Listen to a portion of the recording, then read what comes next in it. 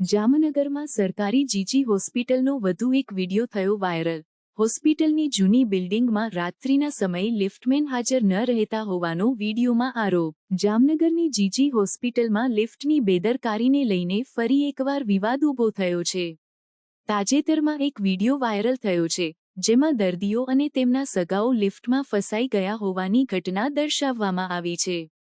આ લિફ્ટમાં ફસાયેલા લોકોના પરિવારજનોનો આક્ષેપ છે કે અડધો કલાક સુધી લિફ્ટમાં ફસાયેલા હોવા છતાં કોઈ મદદ માટે નહીં આવ્યું અને લિફ્ટમેન પણ હાજર ન હતો। આ ઘટના પહેલા પણ આવી ઘટનાઓ સામે આવી છે, જેમાં લિફ્ટમાં ફસાઈ ગયેલા દર્દીઓ અને તેમના સગાઓએ હોસ્પિટલ તંત્રની બેદરકારી અંગે ફરિયાદો કરી છે। લિફ્ટની સમસ્યાઓ અને લિફ્ટમેનની ગેરહાજરીને કારણે દર્દીઓ અને તેમના પરિવારજનોને ભારે મુશ્કેલીઓનો સામનો કરવો પડતો હોય છે। હોસ્પિટલના જૂના બિલ્ડિંગમાં લિફ્ટની સ્થિતિ ખરાબ હોવાનું અને લિફ્ટમેનની ગેરહાજરીને કારણે દર્દીઓ અને તેમના સગાઓને મુશ્કેલીઓનો સામનો કરવો પડતો હોવાનું વારંવાર સામે આવ્યું છે। આ બાબતે હોસ્પિટલ તંત્ર દ્વારા કોઈ યોગ્ય પગલાં લેવામાં આવ્યા નથી, જે લોકોમાં રોષનું કારણ બન્યું છે।